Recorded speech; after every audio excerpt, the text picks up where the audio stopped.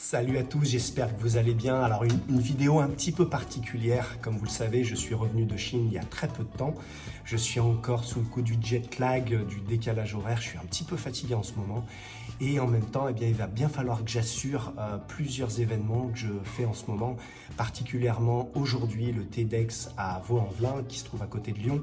Donc là, dans 3-4 heures, je vais devoir monter sur la scène pour pouvoir parler du français qui écrit et chante en chinois et de l'adaptation. Alors honnêtement, pour tout vous dire, aujourd'hui, j'aurais préféré me reposer, mais c'est aussi ça, l'adaptation, c'est être capable de pouvoir monter sur la scène, même quand on n'est pas à 100%.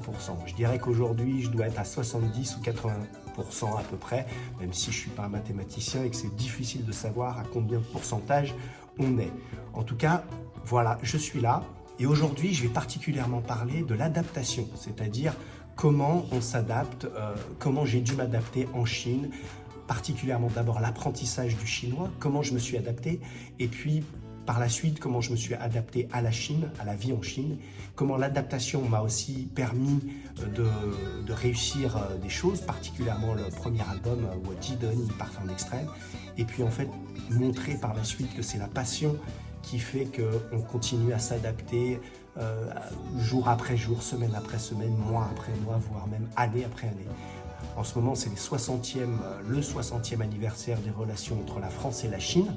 Et évidemment, il faut toujours s'adapter, continuer à s'adapter à des relations qui ont des hauts, des bas, de l'amour, de la haine, bref.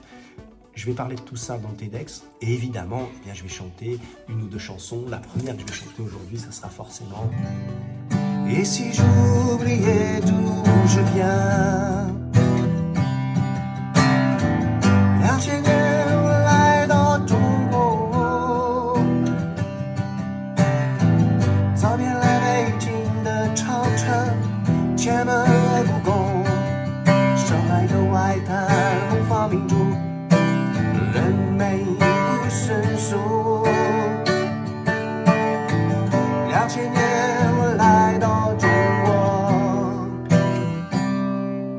Alors, ce titre, je vais surtout le chanter pour expliquer la différence qu'il y a entre chanter un titre en français et un titre en chinois, en fait.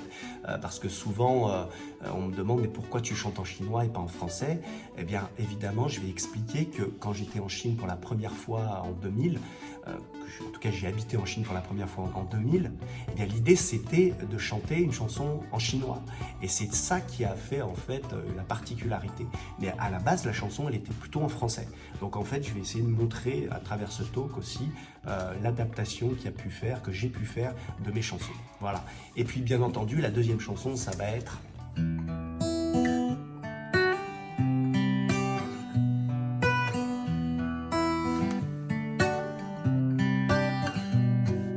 其实的时候有个与众不同的想法，在法国学习孔子的思想，研究中国文化。周边的人有想法不明白，很惊讶。对于法国人，中国和中文都很复杂。这个小朋友慢慢长大，不断练习写汉字，并并学习语法。